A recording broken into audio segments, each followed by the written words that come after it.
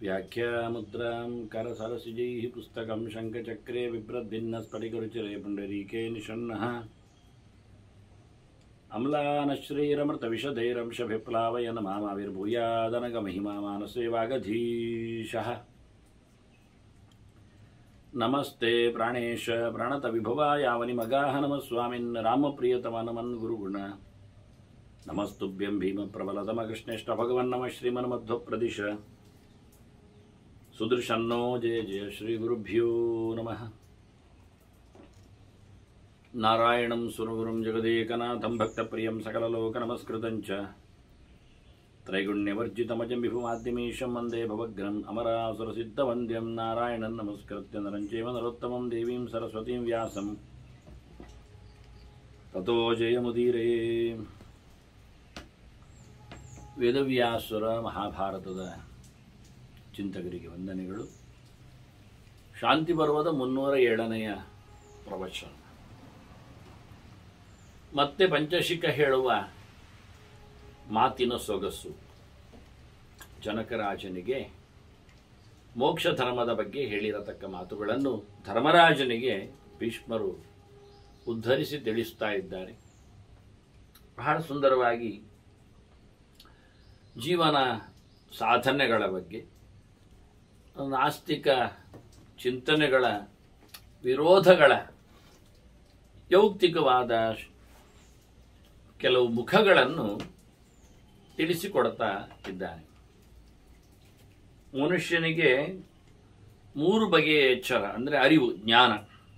ಅದೊಂದು ಸಾಮಾನ್ಯವಾದಂತಹ ಹೊರಗಿನ ಇಂದ್ರಿಯಗಳಿಂದ ಬರತಕ್ಕಂತಹ ಒಂದು ಜ್ಞಾನ. ಅದನ್ನು ಜ್ಞಾನ ಅಂತಲೇ ಕರೆಯುವುದು. ಕೃಷ್ಣನು ಜ್ಞಾನಂ ವಿಜ್ಞಾನ ಸಹಿತಂ ಹೇಳುತ್ತಾ ವಿಜ್ಞಾನ ಎನ್ನುವುದನ್ನು ಪ್ರತ್ಯೇಕವಾದಂತಹ ಚಿಂತನೆಯಲ್ಲಿ ಎಚ್ಚರದಲ್ಲಿ ನಮಗೆ ಬಾಹ್ಯವಾಗಿ ಕಾಣತಕ್ಕಂತಹ ವಿಷಯಕ್ಕಿಂತ ಭಿನ್ನವಾದ ಚಿಂತನೆ, ಅಪರೋಕ್ಷವಾದಂತಹ ಜ್ಞಾನ. ಅದನ್ನು ಇಲ್ಲಿ ಹೇಳುವಾಗ ಅವನು ಜ್ಞಾನಂ ಜ್ಞೇಯಂ ತಥಾ ಜ್ಞಾನಂ ಅಂತ ಹೇಳುತ್ತಾ ಆ ಜ್ಞಾನವನ್ನು, ಸಮ್ಯಕ್ ಜ್ಞಾನವನ್ನು ಪರಿಚಯಿಸ್ತಾರೆ. ಹೀಗೆ 3 ಪ್ರಕಾರದಿಂದ ತಿಳಿಯಬೇಕಾದ ಸಂಗತಿ ಪರಮಾತ್ಮ, ಅವನು ಜ್ಞೇಯ ಇದ್ದಾನೆ. ಹೀಗೆ ಬಾಹ್ಯವಾದ ಅರಿವು, ಆಂತರವಾದ ಭಗವಂತನ ದರ್ಶನ, ತಿಳಿಬೇಕಾದ ಭಗವಂತನ ವ್ಯಾಪ್ತವಾದ ಮುಖಗಳು. ಇವು 3 ತ್ರಿವಿಧಂ ಜ್ಞಾನ ಮುಚ್ಯತೆ ಅಂತ ಇದನ್ನು 3 ಪ್ರಕಾರದಿಂದ ಜ್ಞಾನ ಅಂತ ಹೇಳ್ತಾರೆ ಅಂತ. ಇದನ್ನು ಪಡೆಯುವಲ್ಲಿ ಒಂದು ಕರ್ಮತಂತ್ರ, ಇದು ಜ್ಞಾನಕಾಂಡದ ಕಥೆ ಆದರೆ, ಕರ್ಮಕಾಂಡದ ಕಥೆ ಆದರೆ, ಕರ್ಮತಂತ್ರದ ಕಥೆ ಆದರೆ ಅಲ್ಲಿ ಮತ್ತೆ ಒಂದು 3 ಬಗೆ ಇದೆ. ವಿಶೇಷವಾಗಿ ಒಂದಲ್ಲಿ ಜ್ಞಾನ ಇದೆ. ಯಾವುದು? ಕರ್ಮದ ಜ್ಞಾನ, ಕರ್ಮಕಾಂಡದ ಜ್ಞಾನ, ಕರ್ಮದ ಅರಿವು.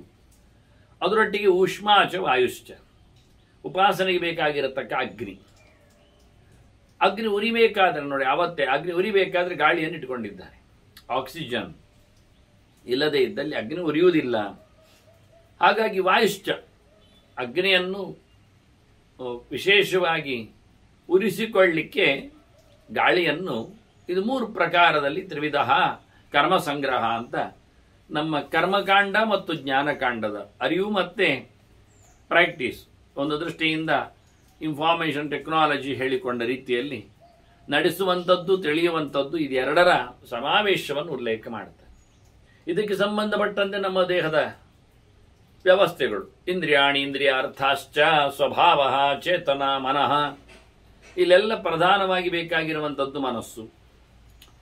ಅದನ್ನು ಕಂಟ್ರೋಲ್ ಮಾಡಲಿಕ್ಕಿರಬೇಕಾಗಿರತಕ್ಕಂತಹ ಮುಖ್ಯವಾಗಿ ಬುದ್ಧಿ. ಅದು ಇರುವವನು ಜೀವ, ಅವನಲ್ಲಿರತಕ್ಕಂತಹ ಭಾವ 3 ಪ್ರಕಾರದಲ್ಲಿ ಇದೆ. ಅದು ಸ್ವಭಾವ, ಇನ್ಬಿಲ್ಟ್. ಸಾತ್ವಿಕನಿರ್ತಾನೆ, ರಾಜಸನಿರ್ತಾನೆ, ತಾಮಸನಿರ್ತಾನೆ. ಅದರಲ್ಲಿ ತುಂಬ ವೇರಿಯೇಷನ್ಸ್ಗಳಿವೆ. ಇರಲಿ, ಇದರೊಟ್ಟಿಗೆ ಅವನನ್ನು ಕೆಲಸ ಮಾಡಿಸುವಂತೆ ಇರತಕ್ಕಂತಹ ಸಪೋರ್ಟರ್ಸ್ ಇಂದ್ರಿಯಗಳು, 10 ಇಂದ್ರಿಯಗಳು ಒಟ್ಟಿಗೆ. ಅದರ ಬಗ್ಗೆ ಹೆಚ್ಚು ಮಾತುಗಳು ಇಲ್ಲಿ ಸಿಗ್ತಾವೆ ನಮಗೆ. ಜ್ಞಾನೇಂದ್ರಿಯಗಳು 5, ಕರ್ಮೇಂದ್ರಿಯಗಳು 5 ಅಂತ. ಜ್ಞಾನವನ್ನು ನಮಗೆ ತಂದುಕೊಡತಕ್ಕಂಥ ಇಂದ್ರಿಯಗಳು ಕಣ್ಣು, ಅದು ರೂಪದ ಅರಿವನ್ನು ನಮಗೆ ಕೊಡುತ್ತದೆ. ಕಿವಿ, ಅದು ನಮಗೆ ಶಬ್ದದ ತಿಳಿವನ್ನು ನೀಡುತ್ತದೆ.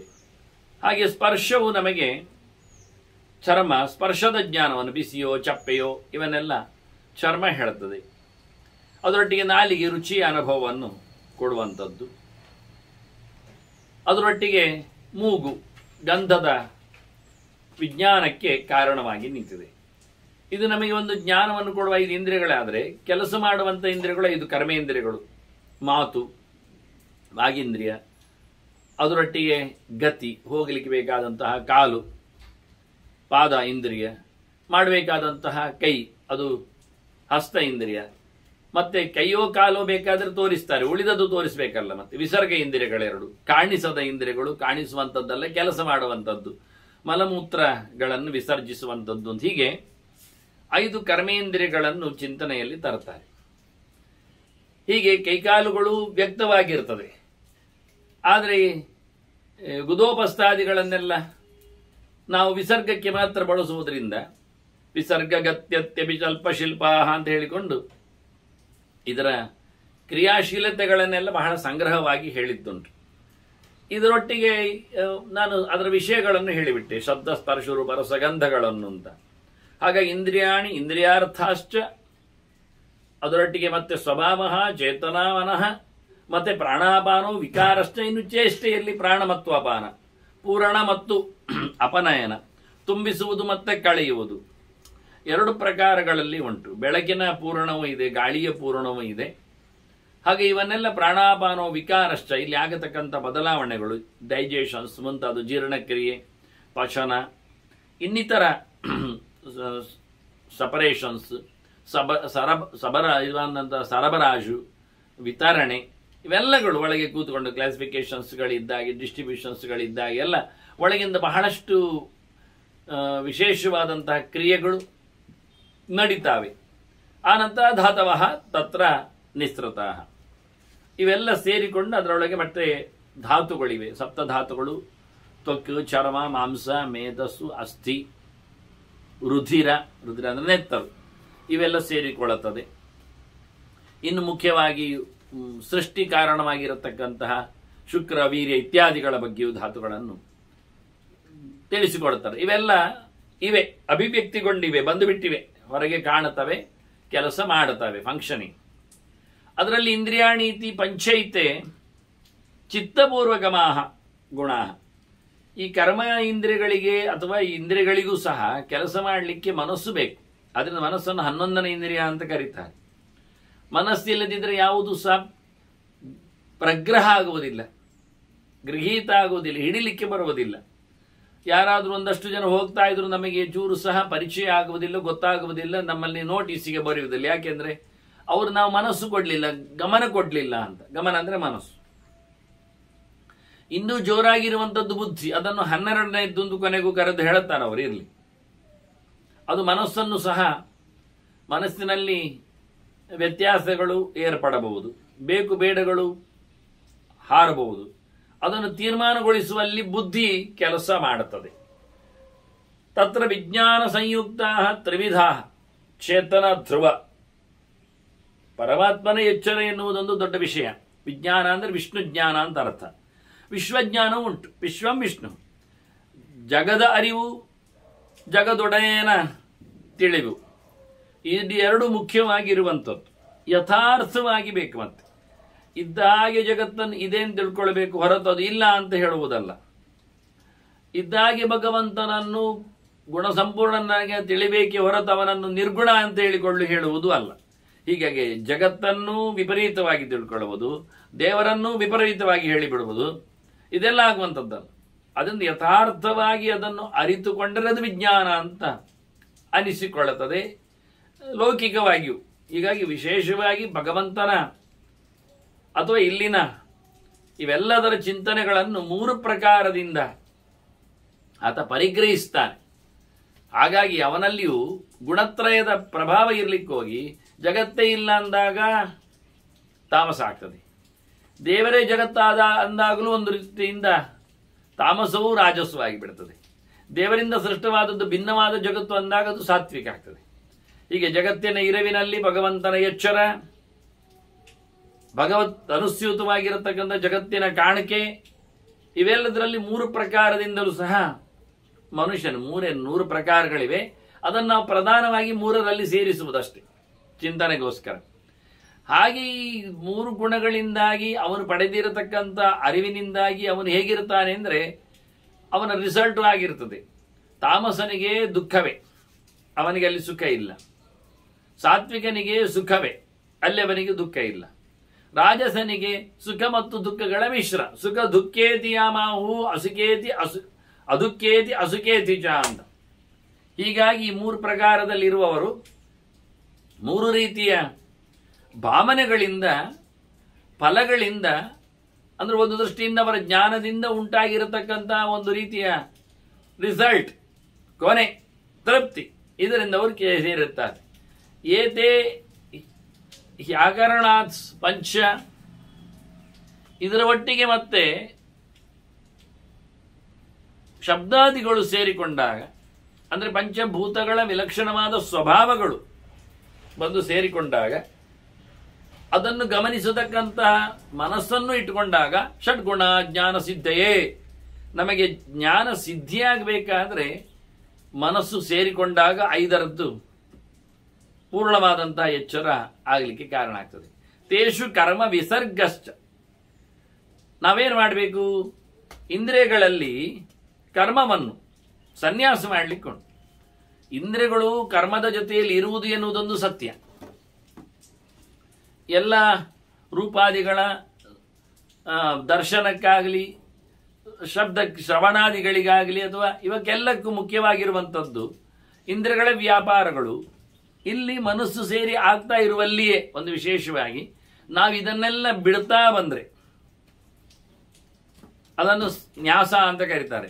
ಫಲದ ಆಸೆ ಇಲ್ಲದೆ ಮಾಡುವುದು ಒಂದು ನಿತ್ಯ ನೈಮಿತ್ತಿಕಾದಿಗಳಲ್ಲಿ, ಕಾಮ್ಯದಲ್ಲಿ ಸ್ವರೂಪದ ಅದನ್ನು ತ್ಯಾಗ ಮಾಡುವುದು ಒಂದು ಮುಖ. ಹೀಗಾಗಿ ಸನ್ಯಾಸ ಏನಿದೆ, ಸಂತ್ಯಾಗ ಏನಿದೆ, ಇದು ಸರ್ವತತ್ವಾರ್ಥ ನಿಶ್ಚಯ. ಇದರಿಂದ ನಮಗೆ ಭಗವಂತನ ಎಚ್ಚರ ಚೆನ್ನಾಗಿ ಆಗ್ತದೆ. ಸರ್ವತತ್ವಗಳ ಅರ್ಥ ಯಾರು? ಭಗವಂತ. ತತ್ವಗಳೇನು? ಮುಖ್ಯವಾಗಿ ಪ್ರಪಂಚವನ್ನು ನಾವು 24 ತತ್ವದಲ್ಲಿ ಹಿಡಿದಿದ್ದೇವೆ. ಇದನ್ನೆಲ್ಲ ವಿದುರ ನೀತಿಯಲ್ಲಿ ಎಲ್ಲ ನೋಡಿಕೊಂಡು ಬಂದದ್ದೇ. ಇದು ಬಂದದ್ದು ಈಗ ಬಂದವುಗಳೇ ಪಂಚಭೂತಗಳು, ಅವುಗಳ ಪಂಚ ವಿಷಯಗಳು, ಅಲ್ಲಿಗೆ 10 ಆಯ್ತಲ್ಲ. ಅದರೊಟ್ಟಿಗೆ 10 ಇಂದ್ರಿಯಗಳಲ್ಲಿಗೂ ಒಂದು 20 ಮುಗಿದೋಯ್ತಲ್ಲ. ಇನ್ನು ಮಹಾಲಕ್ಷ್ಮಿಯನ್ನು, ಪ್ರಕೃತಿಯನ್ನು ಇಟ್ಟುಕೊಂಡರೆ ಅವಳನ್ನು ಸೇರಿಸಿಕೊಂಡಾಗ ಭಗವಂತನಿಂದ ಬೇರೆಯಾಗಿ ನಿಂತು, ಜೊತೆಯಲ್ಲಿ ಅವ್ಯಕ್ತವನ್ನು ಉಪಯೋಗಿಸಿಕೊಂಡಾಗಿ ಮಹತ್ತತ್ವವನ್ನು, ಬ್ರಹ್ಮವಾಯುಗಳನ್ನು ಅದರಲ್ಲಿ ಆನಿಸಿಕೊಂಡಾಗ ಅದರೊಟ್ಟಿಗೆ ಮುಂದೆ ಬರುವಂಥದ್ದು ಅಹಂಕಾರ ಮತ್ತೆ ಮನಸ್ಸು ಅಂತ. ಅದೇ ಶಿವನ ಮತ್ತು ಸ್ಕಂದನ ಪೋರ್ಟ್ಫೋಲಿಯೋ. ಹೀಗಾಗಿ ಜಗತ್ತು 24-25ರಲ್ಲಿ ನಮಗೆ ಸೇರಿಕೊಂಡು ಹೋಗ್ತದೆ. ಮಹಾಲಕ್ಷ್ಮಿಯನ್ನು ಪ್ರತ್ಯೇಕಗೊಳಿಸಿದ್ರೆ ಬ್ರಹ್ಮವಾಯುಗಳ ನಂತರದಲ್ಲಿ ಸರಸ್ವತಿ ಭಾರತೀಯರನ್ನು ಸೇರಿಸಿಕೊಂಡ್ರೆ ಆಯ್ತು. ಬುದ್ಧಿ ತತ್ವಗಳಿಗೆಲ್ಲ ಚಿತ್ತಕ್ಕೆ ಚತುರ್ಮುಖ ಅಭಿಮಾನಿಯಾಗಿ ಬಂದಾಗ ಒಳಗಿನ ಬುದ್ಧಿಗೆ ಆಗ್ತಾ ಬರ್ತಾರೆ, ಅಹಂಕಾರಕ್ಕೆ ಗರುಡಶೇಷ ರುದ್ರರು ನಿಲ್ತಾರೆ, ಮನಸ್ಸಿಗೆ ಸ್ಕಂದೇಂದ್ರರು ಬರ್ತಾರೆ. ಹೀಗೆ ಒಂದು ನೋಡಿಕೊಂಡಾಗ 25. ಒಟ್ಟಾರೆ ಇಷ್ಟು ತತ್ವಗಳನ್ನು, ಎಲ್ಲ ತತ್ವಗಳ ಪ್ರಧಾನನಾದ ಅರ್ಥ ಭಗವಂತ ಆಗುವಂಥದ್ದು ನೀವು ಕರ್ಮಗಳಲ್ಲಿ ಎಲ್ಲವನ್ನು ತೊರೆದು ದೇವರ ಎಡೆಗೆ ಸಾಗಿಕೊಂಡಾಗ ಮಾತ್ರ. ಇಲ್ಲಾದ್ರೆ ಪ್ರಪಂಚ ಮಾತ್ರ ಅರ್ಥ ಆಗ್ತದೆ. ಪ್ರಪಂಚಾತೀತನಾದ, ಅಪ್ರಾಕೃತನಾದ, ಇದರ ರೂವಾರಿ ಅನಿಸಿಕೊಂಡ ಸರ್ವೋತ್ತಮನಾದ ಒಡೆಯನ ಭಗವಂತನ ದರ್ಶನ ಆಗಲಿ, ಸ್ಪರ್ಶ ಆಗಲಿ, ಅಂದರೆ ವೈಷಯಿಕವಾದ ಸ್ಪರ್ಶ ಆಗಲಿಕ್ಕೆ ಸಾಧ್ಯ ಇಲ್ಲ. ಅದರಿಂದ ತಮಾಹು ಪರಮಂ ಶುಕ್ರಂ. ಮುಖ್ಯವಾಗಿ ಪಡೆಯಬೇಕಾದ ವಿಷಯಕ್ಕೆ ಇದನ್ನು ಬೀಜ ಅಂತ ಹೇಳ್ತಾರೆ. ಜ್ಞಾನ ಬೀಜ. ಭಗವಂತನ ಎಚ್ಚರ ಇಲ್ಲಿ ಸಂಪಾದನೆ ಮಾಡಲಿಕ್ಕೆ ಆಗುವಂಥದ್ದು. ಇದು ಪಾರೇಚ ರಜಸಃ ಪ್ರಭು. ಇದು ರಾಜಸವಾದ ಮತ್ತು ತಮಸಸ್ತು ಪಾರೇ ಅಂತ ಹೇಳಿದಾಗೆ ಪಾರೇಚ ರಜಸಃ ಅಂತ ಇಲ್ಲಿ ಹೇಳಿಕೊಳ್ತಾರೆ. ಕೇವಲ ತಮಸ್ಸಿನ ಪಾರಲ್ಲ, ರಜಸ್ಸಿನಿಂದಲೂ ಪಾರ, ಅಂದ್ರೆ ಸಾತ್ವಿಕವಾದಂತಹ ಕಥೆ, ಚಿಂತನೆ. ಇದು ಮುಕ್ತಿಗೆ ಯೋಗ್ಯವಾಗುವಂಥದ್ದು. ಮುಖ್ಯವಾಗಿ ರಜಸತ್ಪಾರವಾದದ್ದು, ತಮಸತ್ಪಾರವಾದದ್ದು ಮೋಕ್ಷ. ಸತ್ವ ಪ್ರವೃತ್ತಿಯಿಂದ ಸಂಪಾದನೆ ಆಗುವಂಥ ಇದು ಮುಕ್ತಿಯನ್ನು ಸಮರ್ಥವಾಗಿ ನಮಗೆ ತಂದು, ಪ್ರಭು ಅಂದರೆ ಸಮರ್ಥ ಅಂದರ್ಥ, ತಂದುಕೊಡಲು ಯೋಗ್ಯವಾಗಿದೆ. ಇದು ಅತ್ಯಂತ ಪ್ರಧಾನವಾದ ಕಾರಣ ಅನಿಸಿಕೊಂಡಿದೆ ಅನ್ನೋದನ್ನು ಹೇಳ್ತಾರೆ. ಆದರೆ ಈ ಭಗವಂತನನ್ನು ಹೇಗೆ ನಾವು ಚಿಂತನೆ ಮಾಡಲಿಕ್ಕೆ ಉಂಟಂದ್ರೆ, ಇವಂ ಗುಣ ಸಮಾಹಾರ, ಎಲ್ಲ ಗುಣಗಳ ಭಗವಂತನಲ್ಲಿ ಇದೆ ಎನ್ನುವುದು ಅನುಸಂಧಾನ ಮಾಡೋದು ಒಂದು ದೊಡ್ಡ ಸೂತ್ರವೇ. ಭಗವಂತನಲ್ಲಿ ಸರ್ವಗುಣೋಪಸಂಹಾರ ಅಂತ ಹೇಳಿಕೊಂಡು ಎಲ್ಲ ಗುಣಗಳು ದೇವರಲ್ಲಿ ಇವೆ. ಹಾಗಾಗಿ ಎಲ್ಲ ಶಬ್ದವಾಚ್ಯನೂ ಆಗಿದ್ದಾನೆ. ಎಲ್ಲದರ ಸ್ವಾಮಿ ಆಗಿ ಆತ ಇದರಿಂದ ಅರ್ಥನಾಗಿ ಬರ್ತಾನೆ ಅಂತ. ಹೀಗೆ ಗುಣ ಸಂಹಾರವನ್ನು ಭಗವಂತನಲ್ಲಿ ಮಾಡುವ ಮೂಲಕ ಅದರಂತೆ ಭಗವಂತನನ್ನು ತಿಳ್ಕೊಳ್ಳುವಾಗ ವಿಶೇಷವಾಗಿ ಆತ್ಮಭಾವೇನ ಪಶ್ಯತಃ, ನನ್ನ ಸ್ವಾಮಿ ಅಂತ ನೋಡ್ಬೇಕವನನ್ನು. ಆತ್ಮಾಂತರಾತ್ಮೇತಿ ಹರಿಯೇಕೆ ಮದ್ವಿದಾಸಿತ ಮಮ ಸ್ವಾಮಿ ಹರಿರ್ನಿತ್ಯಂ ಆತ್ಮೇತಿ ಪಗಚ್ಚಂತಿ ಗ್ರಾಹ್ಯಂತಿ ಚ ಹೇಳಿಕೊಂಡಾಗಿ, ಇದಕ್ಕೆ ವಿರುದ್ಧವಾಗಿ ಸಂಪೂರ್ಣ ಗುಣಸ್ವರೂಪನಾದ ಭಗವಂತನನ್ನು ನಾನೇ ಅಂತ ತಿಳ್ಕೊಂಡ್ಬಿಟ್ರೆ, ಜೀವ ಅಂತ ಹೇಳಿಕೊಂಡ್ರೆ ಅಂತವನು ಅಸಮ್ಯಕ್ ದರ್ಶಿನಃ, ಅಂತವರೆಲ್ಲ ಸರಿಯಾಗಿ ನೋಡದವರು ಅಂತ ಅರ್ಥ. ಪರಮಾತ್ಮನನ್ನು ಚೆನ್ನಾಗಿ ತಿಳ್ಕೊಳ್ಳದಿರುವ ದುಃಖಂ ಅನಂತಂ ನೋಪಶಾಮ್ಯತೆ, ಅವರಿಗೆ ಕಡೆಯ ಕಾಲದವರೆಗೂ ದುಃಖವೇ, ದುಃಖದಿಂದ ಹೊರಗೆ ಬರಲಿಕ್ಕೆ ಆಗುವುದಿಲ್ಲ. ಎಲ್ಲಿಯೂ ಲೋಕದಲ್ಲಿ ನಾವು ಹೇಳ್ತೇವೆ ಸುಖಸ್ಯಾನಂತರಂ ದುಃಖಂ ದುಃಖಸ್ಯಾನಂತರಂ ಸುಖಂ ಅಂತ ಚಕ್ರವತ್ ಪರಿವರ್ತಂತೆ ಅಂತ ಹೇಳಿ ಮೇಲೆ ಕೆಳಗೆ ಆಗ್ತಾ ಇರ್ತದೆ. ಈಗ ದುಃಖವಂತ, ಇನ್ನು ನಾಳೆ ಖಂಡಿತ ಸುಖ ಉಂಟು ಅಂತ ಇವತ್ತು ಖುಷಿ ಪಡುದು, ಅದಾಗುವುದಿಲ್ಲ. ಸುಖ ಬರುವಾಗ ಈಗ ಸುಖ ಪಡುವುದೇ, ದುಃಖ ಬಂದಾಗಲೂ ಸುಖ ಪಡುವುದು. ಯಾಕೆಂದ್ರೆ ಮತ್ತೆ ನೆಕ್ಸ್ಟ್ ಚೇಂಜ್ ಅದು ಸುಖ ಅಂತಲೇ. ಆದ್ರೆ ಯಾವಾಗ ಎಂಡ್ಲೆಸ್ ದುಃಖ ಅಂತಲೂ ಒಂದಿರ್ತದೆ. ಹಾಗಾಗಿ ದುಃಖಂ ಅನಂತ, ಅನಂತ ಕಾಲದ ಕಣ್ಣೇ ಇರದ ದುಃಖಕ್ಕೆ ಅವನು ಪಾತ್ರನಾಗ್ತಾನೆ. ಭಗವಂತ ಸರ್ವಗುಣ ಸಂಪೂರ್ಣನಾಗಿದ್ದರು, ಅಂತ ನನಗಿಂತ ವಿಲಕ್ಷಣವಾದ ಸ್ವಾತಂತ್ರ್ಯಾದಿ ಗುಣಗಳಿಂದ ತುಂಬಿದ್ದರು, ಜೀವನೇ ದೇವರು ಅಂತ ಹೇಳಿಕೊಳ್ಳುವಲ್ಲಿ ತೆರೆದು ಬಿಟ್ರೆ ಆತ ಏನು ದೇವರನ್ನು ಕಂಡಾಗಿ ಆಗಲಿಲ್ಲ ಅಂತ. ಹಾಗಾಗಿ ಭಗವಂತನನ್ನು ಆತ್ಮಭಾವೇನ ಪಶ್ಯತಃ ಅಂದಾಗ ಸ್ವಾಮಿಭಾವದಿಂದ ನೋಡಬೇಕು ಅಂತಷ್ಟೇ ಹೊರತು ವ್ಯಾಪ್ತನಿದ್ದಾನೆ ಅಂತ ತಿಳ್ಕೊಳ್ಬೇಕು, ನನಗೆಲ್ಲವನ್ನು ತಂದುಕೊಟ್ಟಿದ್ದಾನೆ ಅಂತ ಅರ್ಥ ಮಾಡಿಕೊಳ್ಳಿಕ್ಕೆ ಉಂಟು, ನನ್ನ ಎಲ್ಲ ಪೂಜೋಪೋಸ್ಕಾರಗಳನ್ನೆಲ್ಲ ಸ್ವೀಕರಿಸ್ತಾನೆ ಅಂತ ಹೇಳಬೇಕು, ಜಗತ್ತನ್ನು ಅತ್ತಿ ಸಂಹಾರ ಮಾಡ್ತಾನೆ ಅಂತ ತಿಳ್ಕೊಳ್ಳ. ನಮಗೆ ಸಂಹಾರ ಮಾಡುವ ಸಾಮರ್ಥ್ಯ ಉಂಟ? ಜಗತ್ತನ್ನು ನುಂಗುವ ವ್ಯವಸ್ಥೆ ಇದೆಯೋ? ನಮಗೆಲ್ಲವನ್ನು ಕೊಡುವ ಪಡೆಯುವ ಆಪ್ತಿ ಮೂಲ ಆಪ್ತದ್ವಾ ಅಂತ ಹೇಳಿಕೊಂಡು ಎಲ್ಲವನ್ನು ಪಡೀಲಿಕ್ಕೆ ನಮ್ಮಿಂದ ಆಗ್ತದ? ಏನಿಲ್ಲ. ಆದ್ರಿಂದ ಆತ್ಮಶಬ್ದದ ಆತತತ್ವ ಸರ್ವತ್ರ ವ್ಯಾಪ್ತತ್ವ ಇವೆಲ್ಲ ಯಾವುದಿಲ್ಲ. ಆದ್ರಿಂದ ಭಗವಂತನಿಗೂ ನಮಗಿರತಕ್ಕಂತಹ ವೈಲಕ್ಷಣ್ಯವನ್ನು ಸ್ಪಷ್ಟ ನೋಡಿಕೊಂಡಾಗ ಅದೆಂತಹ ಮಹತ್ತತ್ವವಾದದ್ದು. ಕೇವಲ ನಾವು ಅಣುವಾಗಿದ್ದೇವೆ, ಅದು ಪರಿಪೂರ್ಣವಾಗಿ ನಿಂತಿದೆ. ನಾವು ಕೇವಲ ಅಲ್ಪಶಕ್ತಿಗಳು, ಅಲ್ಪಜ್ಞರು, ಅಲ್ಪ ಕಾಲದಲ್ಲಿ ದೇಶದಲ್ಲಿ ಇರುವವರಾಗಿರುವಾಗ ಭಗವಂತನ ಬಗ್ಗೆ ಅಂದ್ರೆ ಪ್ರಾಕೃತವಾದ ದೇಹಗಳನ್ನು ಹೊತ್ತು ನಿಂತಾಗ ಎಲ್ಲ ಜೀವ ನಿತ್ಯನೇ ಇದ್ದಾನೆ, ಆದರೆ ಸರ್ವಗತ ಅಲ್ಲವ, ಅಣುವಾಗಿದ್ದರಿಂದ. ಹೀಗೆ ಭಗವಂತನ ನನ್ನು ತಪ್ಪಾಗಿ ತಿಳ್ಕೊಂಡರೆ ಅವನು ಎಷ್ಟು ದುಃಖದ ದೂರದೆಡೆಗೂ ಸಾಗ್ತಾನೆ ಎನ್ನುವುದನ್ನು ಚಿಂತನೆ ಹೇಳ್ತಾ ಇರ್ತಾರೆ. ವಿರಾಗಾತ್ ವರ್ತತೆ ತಸ್ಮಿನ್ ಮನೋರಜಸಿ ನಿತ್ಯಗ. ಮನಸ್ಸು ರಜಸಿ ವಿರಾಗಾತ್, ಕೆಲವೊಮ್ಮೆ ತಮಸಿ ತಸ್ಮಿನ್ ವಿರಾಗಾತ್. ಮನಸ್ಸು ಭಗವಂತನನ್ನು ಬಿಟ್ಟಿದ್ದರೆ ಅವನಿಗೆ ಯಾವಾಗಲೂ ದೇವರು ಸಿಗುವುದಿಲ್ಲ. ಆಗ ಅವನು ರಜಸ್ಸಿನಲ್ಲಿದ್ದಾನೆ ಅಂತ ಅರ್ಥ, ದೇವರನ್ನು ಮರೆತಾಗ. ಮನಸ್ಸು ಯಾವಾಗ ರಜೋಗುಣದಲ್ಲಿ ಪ್ರವೃತ್ತವಾಗ್ತದೆ ಆಗ ಅವನು ಭಗವಂತನನ್ನು ಮರೆತಿರ್ತಾನೆ. ಹಾಗಾಗಿ ಭಗವಂತ ದೂರ ಆಗ್ತಾನೆ. ಯಾರು ಭಗವಂತನ ಪ್ರಸನ್ನತೆಗೆ ವಿಶೇಷವಾಗಿ ಒಳಗಾಗ್ತಾನೆ ಅವನು ಇಚ್ಛೆ ಮುಕ್ತಿಯನ್ನು ಪಡೆಯಲಿಕ್ಕೆ ಸಮರ್ಥನಾಗ್ತಾನೆ. ಆದ್ರಿಂದ ತಸ್ಮಿನ್ ಪ್ರಸನ್ನೇ ಸಂಪಶ್ಯೇದ್ ಬುದ್ಧಿಯ, ಸಂಪಶ್ಯೇದ್ ಬುದ್ಧಿರಿತ್ಯವ್ಯಯಂ ಮಹತ್. ಸಂಪೂರ್ಣವಾದ ಭಗವಂತನನ್ನು ಯಾವಾಗ ಪಡಿತಾನೆ ಕೇಳಿದ್ರೆ ಮನಸ್ಸಿನಲ್ಲಿ ರಜಸ್ಸಿನ ವಿರಾಗ ಬರಬೇಕು, ತ್ಯಾಗ ಬರಬೇಕು. ವಿಶೇಷವಾಗಿ ಮನಸ್ಸಿನಲ್ಲಿ ತಾಮಸ ರಾಜಸ ಭಾವಗಳನ್ನು ತೊರೆದಾಗ ಆತ ಸಾತ್ವಿಕನಾದಾಗ ಅವನಿಗೆ ಭಗವಂತ ವಿಶೇಷವಾದ ಅನುಗ್ರಹ ಮಾಡಿದಾಗ ಅವನ ಬುದ್ಧಿಯು ಸಂಪೂರ್ಣನಾದ ಭಗವಂತನನ್ನು ಕಾಣುಕೊಳ್ಳುವಲ್ಲಿ ಸಮರ್ಥವಾಗ್ತದೆ. ಅತ್ಯಂತ ನಾಶವಿಲ್ಲದ ವಿಕಾರಗೊಳ್ಳದ ಮಹದ್ದಾಗಿರತಕ್ಕ ಬೃಹತ್ತಾದ ತತ್ವ ಭಗವಂತನನ್ನು ಆತ ಅನುಭವಕ್ಕೆ ತಂದುಕೊಳ್ಳುತ್ತಾನೆ. ತಸ್ಮಾತ್ ಅದಕ್ಕಾಗಿ ಏತೇಷು ಮೇಧಾವಿ ನ ಪ್ರಸಜ್ಜೇತ ಬುದ್ಧಿಮಾನ್. ಈ ನಾಸ್ತಿಕರಲ್ಲಿ, ದೇವರ ಬಗ್ಗೆ ತಪ್ಪು ಹೇಳುವವರಲ್ಲಿ, ನಾನೇ ದೇವರು ಹೇಳಿಕೊಳ್ಳುವವರಲ್ಲಿ, ಜಗತ್ತು ಸುಳ್ಳು ಅಂತ ಹೇಳಿಕೊಳ್ಳುವವರಲ್ಲಿ ಕೃಷ್ಣ ಎಲ್ಲ ಪಟ್ಟಿ ಮಾಡಿದ್ದಾನೆ. ಆಸುರ ಭಾವಗಳೇನಿವೆ ಅಂತ, ಅವರನ್ನ ಒಟ್ಟಿಗೆ ನೀವು ಸೇರಬಾರದು, ಅಂತವರು ಬೇಡ, ಅಂತವರಲ್ಲಿ ನೀವು ಸೇರಿಕೊಂಡಲ್ಲಿ ಪ್ರಭಾವಿತರಾಗ್ತೀರಾ, ದುರ್ಗುಣಗಳನ್ನು ಭಗವಂತನ ವಿರೋಧವನ್ನು ಮಾಡಲಿಕ್ಕೆ ಆಗ್ತದೆ. ಆದ್ದರಿಂದ ಭಗವಂತನನ್ನು ಬಹಳ ಚೆನ್ನಾಗಿ ಜೀವನಕ್ಕಿಂತ ವಿಲಕ್ಷಣ ಅನಾತ್ಮ, ಆತ್ಮ ಅಂದ್ರೆ ಜೀವ ಅಂತ ಅರ್ಥ ಮಾಡಿದಾಗ ಅವನನ್ನು ಪರಮಾತ್ಮ ಅಂತ ತಿಳ್ಕೊಳ್ಬೇಕು. ಇಲ್ಲ ಅನಾತ್ಮೇತಿ ಚಯತ್ ದೃಷ್ಟಂ ಎನ್ನುವಲ್ಲಿ ಜೀವಕ್ಕಿಂತ ಭಿನ್ನ ಮಾತ್ರ ಅಲ್ಲ, ಅನಸ್ಯ ಆತ್ಮ ಅಂತ. ಅಂದ್ರೆ ಪ್ರಾಣ. ಜೀವೋತ್ತಮನಾದ ಅಂದ್ರೆ ನಾವು ಜೀವರು ಕಂಟ್ರೋಲ್ ಬೈ ಜೀವೋತ್ತಮನಾದ ಪ್ರಾಣನಿಂದ, ಉಸಿರಾಟ ನಮಗೆ ಅವನಿಂದಲೇ.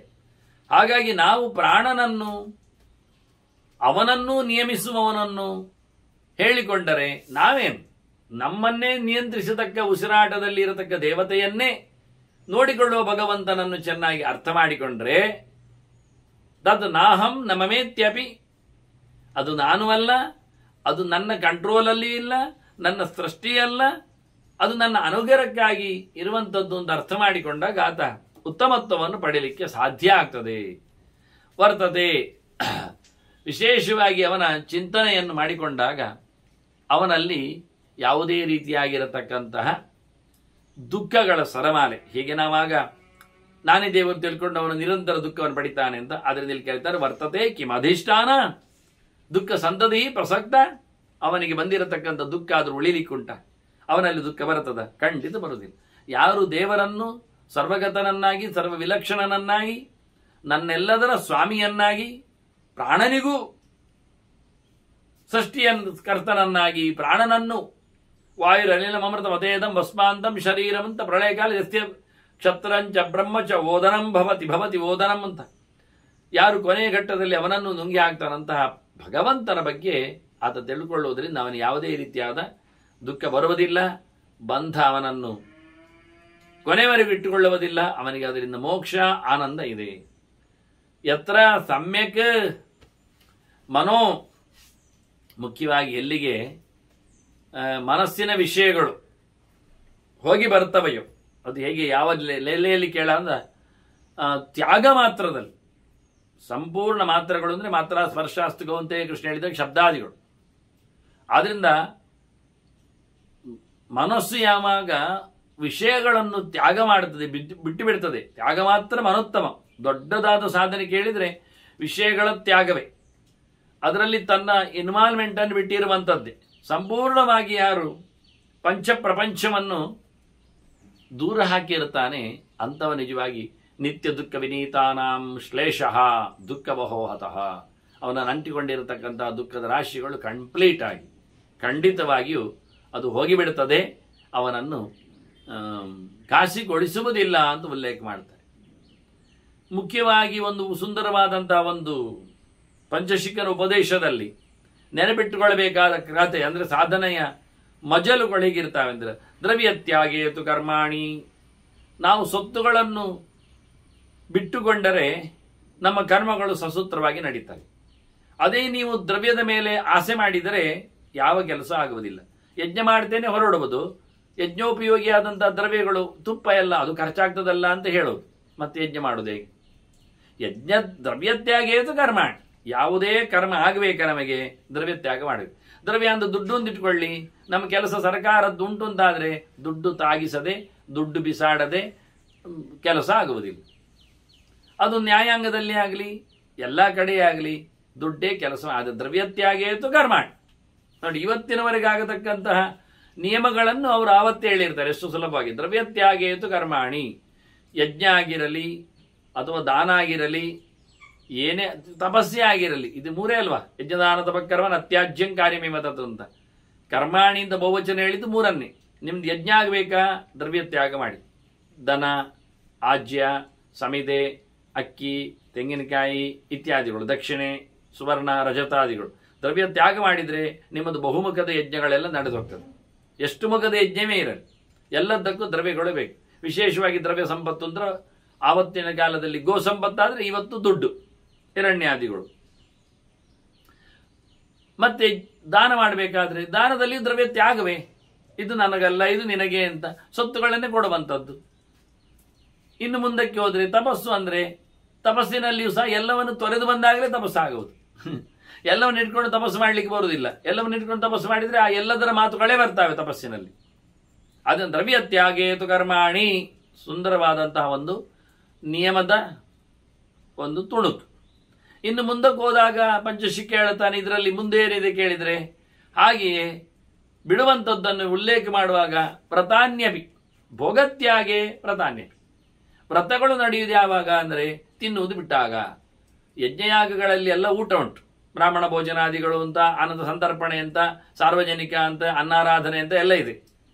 ಆದರೆ ಊಟ ಬಿಟ್ಟವನಿಗೆ ವ್ರತಗಳು ಸಿದ್ಧಿಸ್ತವೆ.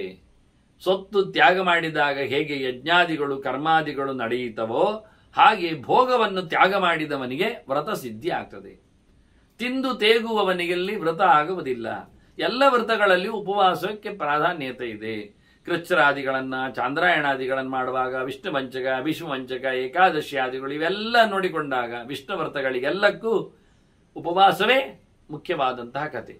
ಕೃಷ್ಣಾಷ್ಟಮಿ ಆಗಲಿ, ಅದರಿಂದ ಭೋಗತ್ಯಾಗೆ ಅವನು ವೈಭವಗಳನ್ನು ಬಿಟ್ಟರೆ, ಭೋಗ ಅಂದ್ರೆ ಊಟ ಮಾತ್ರ ಅಂತಲ್ಲ, ಎಲ್ಲ ಸರಕ್ಚಂದನಾದಿಗಳೆಲ್ಲೋ ಬರ್ತದೆ. ವೈಭವ ಅಲಂಕಾರಾದಿಗಳು, ಗಂಧಾದಿಗಳು, ತೈಲಾದಿಗಳು, ಅಭ್ಯಂಜನಾದಿಗಳು, ಪಾದರಕ್ಷಾದಿಗಳು ಇವೆಲ್ಲ ಏನೆಲ್ಲ ಇಟ್ಕೊಳ್ಳಿ, ವಸ್ತ್ರ ಅಲಂಕಾರಾದಿಗಳೆಲ್ಲವು ಅವನ್ನೆಲ್ಲ ವೈಭವದಲ್ಲಿ ಆತ ಉಪಯೋಗಿಸಿಕೊಂಡರೆ ಅವನಿಗೆ ಯಾವ ವ್ರತಗಳು ಆದಾಗೆ ಆಗುವುದಿಲ್ಲ.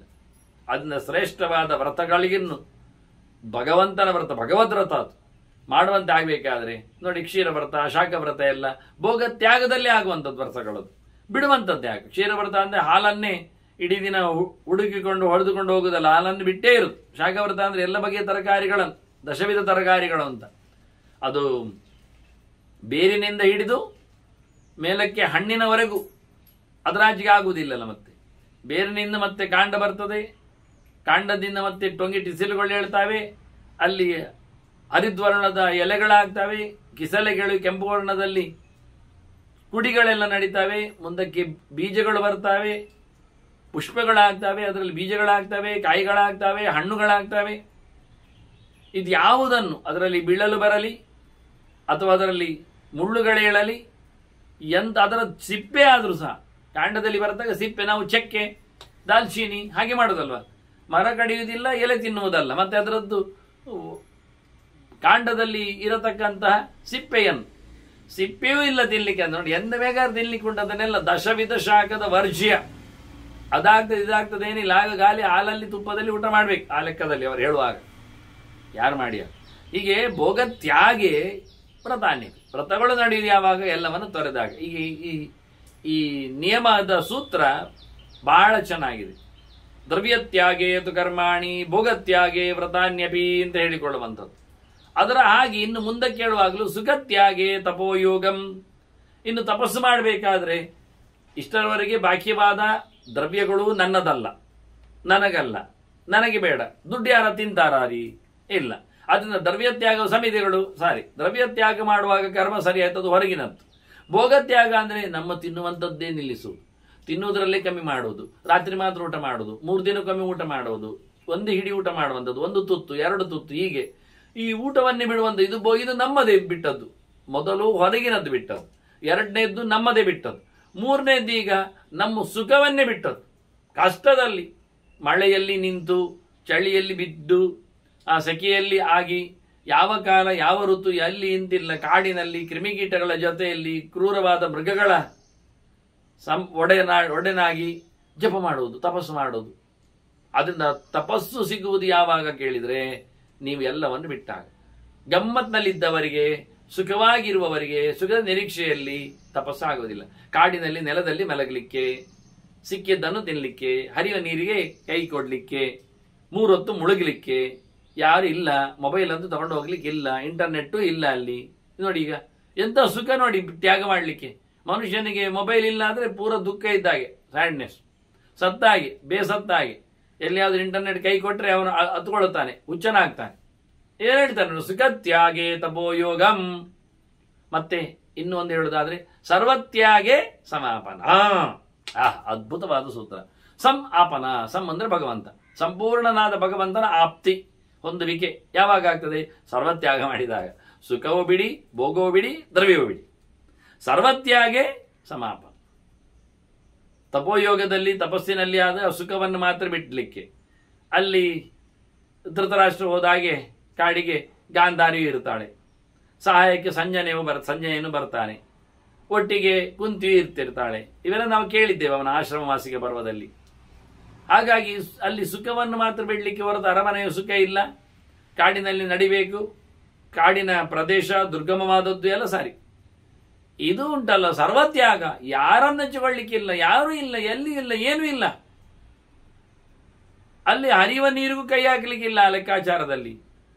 ಕೊನೆಗೆ ವಾಯುವನ್ನು ಸಹ ಜಯ ಮಾಡಿಕೊಂಡು ಬಿಟ್ಟು ಹಾಕಿ ಸರ್ವತ್ಯಾಗೆ ಸಮಾಪನ ಭಗವಂತನ ಪಡೀಲಿಕ್ಕೆ ಆಗ್ತದೆ. ಮತ್ತೊಮ್ಮೆ ದ್ರವ್ಯತ್ಯಾಗೆ, ವಿಶೇಷವಾಗಿ ದ್ರವ್ಯವನ್ನು ಬಿಟ್ಟಾಗ ಬರುವಂಥದ್ದು ದ್ರವ್ಯತ್ಯಾಗೆ ಕರ್ಮಾಣಿ, ಭೋಗತ್ಯಾಗೆ ವ್ರತಾನ್ಯಪಿ, ಅದರ ಒಟ್ಟಿಗೆ ಸುಖತ್ಯಾಗೆ ತಪೋಯೋಗಂ, ಸರ್ವತ್ಯಾಗೆ ಸಮಾಪನ. ನಮ್ಮದು ಕೊನೆ, ಸಮಾಪನ ಅಂದರೆ ಸಮಾಪ್ತಿ, ಎಂಡ್. ಎಲ್ಲವನ್ನು ಬಿಟ್ಟರೆ ಈ ಬಂಧದಿಂದ ನಮಗೆ ಮೋಕ್ಷ, ಎಲ್ಲವನ್ನು ಬಿಟ್ಟರೆ ನಮಗೆ ಭಗವಂತನ ಸಂಪ್ರಾಪ್ತಿ. ಮತ್ತಾವುದರಲ್ಲಿ ದೇವರು ಸಿಗುವುದಿಲ್ಲ. ಯಜ್ಞಗಳು ಆಗ್ತವೆ, ಸ್ವರ್ಗಾದಿಗಳು ಸಿಗ್ತವೆ, ಆನಂದ ವ್ರತಗಳಾಗ್ತವೆ, ಇನ್ನಷ್ಟು ದೊಡ್ಡ ಮಟ್ಟಿನ ಸ್ವರ್ಗಾದಿಗಳು ಸಿಗ್ತವೆ, ನರಕಾದಿ ಅನರ್ಥಗಳಿಂದ ತಪ್ಪಿಸಿಕೊಳ್ಳಿಕ್ಕಾಗ್ತದೆ, ಶುದ್ಧ ಅಂತಃಕರಣಗಳಿಂದ ಜ್ಞಾನವನ್ನು ಪಡೆಯಲಿಕ್ಕೆ ಆಗ್ತದೆ, ತಪಸ್ಸಾಗ್ತದೆ, ಬಹಳಷ್ಟು ಎಚ್ಚರದಲ್ಲಿ ಭಗವಂತನ ದರ್ಶನ ಅಂತರ್ದರ್ಶನ ಆಗಲಿಕ್ಕೆ ಅವಕಾಶ ಆಗ್ತದೆ. ಪೂರ ಮುಗಿಸಬೇಕಾ, ಎಲ್ಲ ಬಿಡಬೇಕು ಅಂತ ಬಹಳ ಸುಂದರವಾಗಿ. ಹಾಗಾಗಿ ಇಂಥ ನೆಲೆಯಲ್ಲಿ ನೆಲೆದುಕೊಂಡಾಗ ಮತ್ತೆ ಇದು ಮಾಡುವುದಿಲ್ಲ ಆದರೆ ದುರ್ಗತಿಸ್ತು ಅನ್ಯಥಾ ಭವೇತ್. ನೀವು ದ್ರವ್ಯತ್ಯಾಗ ಮಾಡುವುದಿಲ್ಲ ಆದರೆ ಯಜ್ಞಕರ್ಮ ಆಗೋದಿಲ್ಲ, ನಿಮಗೆ ನರಕ ಆಗ್ತದೆ. ನೀವು ಭೋಗತ್ಯಾಗ ಮಾಡುವುದಿಲ್ಲ, ಗಮ್ಮ ತಿಂತೀರಿ ಅಂದರೆ ಈಗಲೇ ನೀವು ವೈದ್ಯರ ಹತ್ತಿರ ಇದ್ದೀರಿ ಅಂತ ಅರ್ಥ. ಹಾಗಾಗಿ ನಿಮಗೆ ಯಾವ ಕಾಲದಲ್ಲಿಯೂ ಸಹ ವ್ರತ ಮಾಡಲಿಕ್ಕೆ ಬರುವುದಿಲ್ಲ. ವ್ರತ ದೇವತೆಗಳು ವ್ರತಪತಯೇ ಅಂತ ಹೇಳಿಕೊಂಡು ವ್ರತಪತಿಗಳು ಯಾರಿದ್ದಾರೆ ಅವರ ಯಾರದ್ದು ಅನುಗ್ರಹ ನಿಮಗೆ ಆಗುವುದಿಲ್ಲ, ನರಕಕ್ಕೆ ಹೋಗ್ತೀರಿ. ನೀವು ಮತ್ತೆ ಸುಖವನ್ನು ತ್ಯಾಗ ಮಾಡಲಿಕ್ಕೆ ಬಯಸಿಲ್ಲ ಆದರೆ ಇಲ್ಲೇ ಇದ್ದ ಸುಖಗಳನ್ನು ಅನುಭವಿಸಿಕೊಳ್ತೀರದಾದ್ರೆ ನಿಮ್ಮಲ್ಲಿ ತಪಸ್ಸು ಆಗಲಿಲ್ಲ ಅಂತ ಅರ್ಥ. ಶಾರೀರವಾದ ತಪಸ್ಸು ಆಗಲಿಲ್ಲ, ವಾಂಗ್ಮಯ ತಪಸ್ಸು ಆಗಲಿಲ್ಲ. ಹಾಗಾಗಿ ನೀವು ಖಂಡಿತವಾಗಿಯೂ ನರಕಾದ್ಯನರ್ಥವನ್ನು ಪಡಿತೀರಿ. ಈ ಎಲ್ಲವನ್ನು ತೊರೆದು ದೇವರನ್ನು ಹಿಡಿದಿಲ್ಲ, ಎಲ್ಲವನ್ನು ಹಿಡಿದು ಪ್ರಪಂಚವನ್ನು ನುಂಗ್ತೇನೆ ಹೊರಟ್ರೆ ಪ್ರಪಂಚ ನಿಮ್ಮನ್ನು ನುಂಗ್ತದೆ, ನೀವಂತೂ ಸಾಯ್ತೀರಿ. ದುರ್ಗತಿಸ್ತು ಅನ್ಯಥಾ. ಇದು 4ರ ಮಟ್ಟಿನಲ್ಲಿ ನಮ್ಮದು ಕೆಲಸ ಆಗದಿದ್ರೆ ಎಲ್ಲ ಹೋದಾಗೆ, ಎಲ್ಲ ಕಳ್ಕೊಂಡಾಗೆ ಅಂತ ಹೇಳಿ ಬಹಳ ಚಂದವಾಗಿ ವಾನಪ್ರಸ್ಥರಿಗೆ ಸುಖತ್ಯಾಗದ ತಪೋಯೋಗವನ್ನು ಉಲ್ಲೇಖ ಮಾಡಿದರೆ, ಗೃಹಸ್ಥರಿಗೆ ದ್ರವ್ಯತ್ಯಾಗದ ವಿಶೇಷವಾದ ಕರ್ಮಗಳನ್ನು ಉಪದೇಶ ಮಾಡಿದರೆ, ಬ್ರಹ್ಮಚಾರಿಗಳಿಗೆ ಭೋಗತ್ಯಾಗದ ವ್ರತಗಳನ್ನು ಹೇಳಿದರೆ, ಸನ್ಯಾಸಿಗಳಿಗೆ ಸರ್ವತ್ಯಾಗದ ಸಮಾಪ್ತಿಯನ್ನು ಉಲ್ಲೇಖ ಮಾಡಿದ್ರು. ಹೀಗೆ 4 ಆಶ್ರಮದವರಿಗೆ ಹೇಳಿದಾಗ ಈ ಮಾತುಗಳು ಪ್ರತಿಯೊಬ್ಬರನ್ನು ಅಡ್ರೆಸ್ ಮಾಡಿಕೊಂಡು ಹೇಳಿದ ಚಿಂತನೆ ಇದು. ಇಲ್ಲದಿದ್ರೆ ಪ್ರತಿಯೊಬ್ಬನು ಅವನವನ ಸ್ಟೇಜಿನಲ್ಲಿದ್ದಾಗ ಸನ್ಯಾಸಿ ಸರ್ವತ್ಯಾಗ ಮಾಡದೇ ಇದ್ರೆ ನರಕಾದ್ಯನರ್ಥಕ್ಕೆ ಪಾತ್ರನಾಗ್ತಾನೆ. ವಾನಪ್ರಸ್ಥ ತಪಸ್ಸನ್ನು ಸುಖತ್ಯಾಗದಲ್ಲಿ ನಡೆಸಿಕೊಳ್ಳದಿದ್ರೆ ಅಲ್ಲಿ ಒಂದು ಚಂದವಾದ ಮನೆ, ಅಲ್ಲಿ ಬೇಕಾಗಿರತಕ್ಕಂಥ ವ್ಯವಸ್ಥೆ ಎಲ್ಲ ಮಾಡಿಕೊಂಡೋದ್ರೆ ಅವನು ಮತ್ತೆ ಬಿದ್ದೋದಾಗೆ. ಅದೇ ಗೃಹಸ್ಥನು ಸೊತ್ತುಗಳನ್ನು ಒಟ್ಟು ಮಾಡಿಕೊಂಡು ಅದನ್ನು ತ್ಯಾಗ ಮಾಡದೆ ಯಜ್ಞಾದಿಗಳು ಉಪಯೋಗಿಸಿಕೊಳ್ಳದೆ ಮಾಡಿಕೊಂಡ್ರೆ ಅವನು ಅನರ್ಥ. ಅದರಂತೆ ಬ್ರಹ್ಮಚಾರಿಯು ಸುಖವನ್ನು ಇಷ್ಟಪಟ್ಟುಕೊಂಡು ವ್ರತಗಳನ್ನು ಮಾಡದೆ, ಶಿಕ್ಷಕ ವ್ರತ ಅಂತ, ಶಿಕ್ಷಣ ವ್ರತ ಅಂತ, ವೇದ ವ್ರತ ಅಂತ ಎಲ್ಲ ಉಂಟು, ಅದನ್ನು ಮಾಡಿ ಕೇಳದೆ ಕೂತ್ರೆ ಅವನಿಗೂ ವಿದ್ಯೆ 0 ಆಗ್ತದೆ. ಹಾಗಾಗಿ ಕಲಿಯುವವ ಒಳ್ಳೆ ರೀತಿಯಿಂದ ಕಲಿಬೇಕು. ಆಗ ಸುಖವನ್ನೆಲ್ಲ ಯೋಚನೆ ಮಾಡಲಿಕ್ಕಿಲ್ಲ. ಕೂತ್ರೆ ಕಾಲು ನೋವಾಗ್ತದೆ, ಬರೆದ್ರೆ ಬೆರಳು ಸಾಯ್ತದೆ, ಓದಿದ್ರೆ ಕಣ್ಣು ಹಳ್ಳಿರ್ತದೆ, ತಲೆಗೆ ಹತ್ತುವುದಿಲ್ಲ, ಅದರಿಂದ ತಲೆ ಜಜ್ಜು ಹೋಗ್ತದೆ, ಹಾಗೆಲ್ಲ ಹೇಳಲಿಕ್ಕೆ ಇಲ್ಲ. ಊಟದ ಕಥೆಯೇ ಯೋಚನೆ ಮಾಡಿಕೊಳ್ಳದೆ ಎಲ್ಲವನ್ನು ಬಿಟ್ಟು ಕಲಿಕೆಯ ಹೊತ್ತಿನಲ್ಲಿ ಕಲಿಬೇಕು, ಇಲ್ಲಾದ್ರೆ ಹಾಳಾಗಿ ಹೋಗ್ತಾನೆ ಅನ್ನುವ 4 ಮುಖಗಳಿಂದಲೂ 4 ಜನರ ಪಾಡುಗಳನ್ನು ಉಲ್ಲೇಖ ಮಾಡಿ ಹೇಳ್ತಾನೆ. ಕ್ಷೇತೆ ಜರಾ ಮೃತ್ಯುಭಯೈ ವಿಮುಕ್ತ ಕ್ಷೀಣೆ ಪುಣ್ಯೆ ವಿಗತೆ ಚ ಪಾಪೆ. ನಿಜವಾಗಿ ಭಗವದೆಚ್ಚರವನ್ನು ಸಂಪಾದಿತು ಮಾಡಿಕೊಂಡವ, ಈ ರೀತಿಯಾಗಿ ನಡೆಸಿಕೊಂಡವನಿಗೆ ಯಾವುದೇ ರೀತಿಯಾದಂತಹ ದುಃಖ ಇಲ್ಲ, ಮತ್ತೆ ಹುಟ್ಟುವುದಿಲ್ಲ, ಮತ್ತೆ ಸಾವಿನ ಭಯ ಇಲ್ಲ, ಮತ್ತೆ ರೋಗಗಳು ಕಾಡುವುದಿಲ್ಲ. ಎಲ್ಲ ಅವನ ದುಷ್ಟವಾದ, ಬೇಡದಿದ್ದ, ಅನಿಷ್ಟವಾದ ಪುಣ್ಯ ಪಾಪಗಳನ್ನೆಲ್ಲ ಕಳೆದೋದ ಬಳಿಕ ಆತ ನಿಜವಾಗಿಯೂ ಒಳ್ಳೆ ತಪಸ್ವಿಯಾಗಿದ್ದುಕೊಂಡು ತಪೋ ನಿಮಿತ್ತೇ ವಿಗತೇಜ ನಿಷ್ಠೆ, ತಪೋನಿಷ್ಠನಾಗಿಕೊಂಡವ ಫಲೇ ಯಥಾತಾದ ಅಲಿಂಗಂ ಏವ.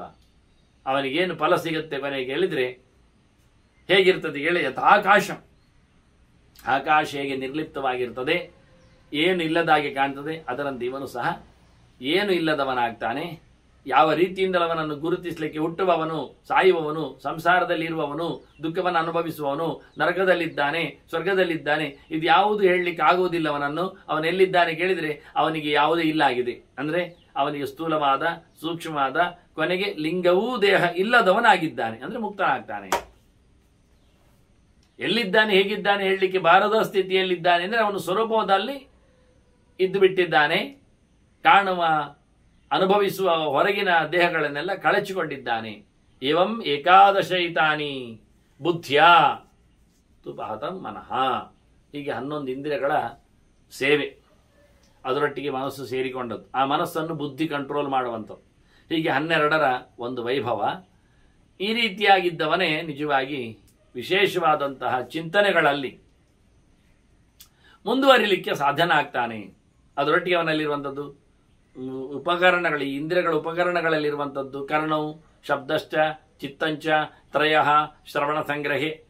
ಕೇಳುವುದು ಅಂದಾಗ ಕಿವಿ ಬೇಕೆ, ಕೇಳಲಿಕ್ಕೆ ಶಬ್ದ ಬೇಕೆ, ಅದರೊಟ್ಟಿಗೆ ಆಕಾಶವು ಇರ್ತದೆ. ಆಗ ಅದನ್ನು ಕರ್ಣವು ಶಬ್ದಶ್ಚ, ಅದರೊಟ್ಟಿಗೆ ಆಕಾಶದ ಬಗ್ಗೆ ಚಿಂತನೆ ಮತ್ತೆ ಹೇಳ್ತಾರೆ. ಇಲ್ಲಿ ಕರ್ಣವು ಶಬ್ದಶ್ಚ ಚಿತ್ತಂಚ ಅಂತ ಮನಸ್ಸು.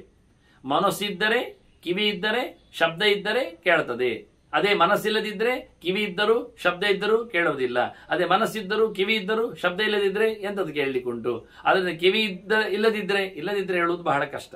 ಆದರೆ ಶ್ರವಣೇಂದ್ರಿಯವು ಕೆಲವೊಮ್ಮೆ ಲ್ಯಾಪ್ಸ್ ಆಗುವುದುಂಟು, ಇಲ್ಲ ಆಗುವುದುಂಟು. ಆಗ ಮನಸ್ಸಿದ್ದರೂ ಆಗುವುದಿಲ್ಲ, ಶಬ್ದ ಇದ್ದು. ಅದು ಇದು ಮೂರಂತೂ ಬೇಕಾಗ್ತದೆ ಅಂತ ಹೇಳಿ ಉಲ್ಲೇಖ ಮಾಡ್ತಾರೆ. ಅದರಂತೆ ಏವಂ ಪಂಚತ್ರಿಕಾ ಹಿ ಐತೆ. ಇವೆಲ್ಲ 5ರದ್ದು ಇದನ್ನು ಗುಂಪುಗಳನ್ನು 3ರದ್ದು 5ರದ್ದು ಗುಂಪು. ಇದು ನಾವೀಗ ಒಂದನ್ನು ಮಾತ್ರ ಹೇಳಿದ್ದು ಶಬ್ದಕ್ಕೆ. ಇನ್ನು ಸ್ಪರ್ಶಕ್ಕಾಗುವಾಗಲೂ ಚರ್ಮ ಬೇಕಾಗ್ತದೆ, ಮನಸ್ಸು ಬೇಕಾಗ್ತದೆ. ರೂಪಕ್ಕಾಗುವಾಗಲೂ ಕಣ್ಣು ಬೇಕಾಗ್ತದೆ, ಮನಸ್ಸು ಬೇಕಾಗ್ತದೆ. ರಸಕ್ಕೂ ಸಹ ನಾಲಿಗೆ ಬೇಕಾಗ್ತದೆ. ಎಂತ ಯೋಚನೆ ಇಲ್ಲದೆ ತಿಂದರೆ ಎಂತ ತಿಂದಾಗ ಆಗ್ತದೆ, ಹಣ್ಣು ತಿಂದಾಗ ಆಗ್ತದೆ, ಗೊತ್ತೂ ಆಗುದಿಲ್ಲವನು ಏನಾದರೂ. ಅದನ್ನು ಮನಸ್ಸು ಬೇಕಾಗ್ತದೆ. ಮೂಗಿಗಾಗಿ ಮೂಗು ಬೇಕು, ಗಂಧ ಬೇಕು, ಆನಂತರ ಮನಸ್ಸು ಬೇಕು. ಹೀಗೆ ಇವೆಲ್ಲ ಸೇರಿಕೊಂಡಾಗ ಒಟ್ಟಾಗುವ ಕತೆ. ಇದರಲ್ಲಿಯೂ ಸಹ ಏನಾಯಂ ತ್ರಿವಿಧೋ ಭಾವ. ಇದರಲ್ಲಿ ಅವನಿಗೆ 3 ರೀತಿಯಾದ ಭಾವಗಳು, ಧರ್ಮಗಳು ಸೇರಿರ್ತವೆ. ಒಂದು ಕರಣಂ ಕರ್ತ ಕರ್ಮ. ಕರಣಂ ಕರ್ಮ ಕರ್ತ ಚ ಅಂತ ಕೃಷ್ಣ ಹೇಳಿ ತ್ರಿವಿಧ ಕರ್ಮ ಸಂಗ್ರಹ ಅಂತ ಹೇಳಿ. ಮಾಡುವವನು ವ್ಯಾಪಾರ ಕ್ರಿಯೆ ಜೊತೆಯಲ್ಲಿ ವಿಶೇಷವಾಗಿ ಅದಕ್ಕೆ ಬೇಕಾದ ಉಪಕರಣಗಳು.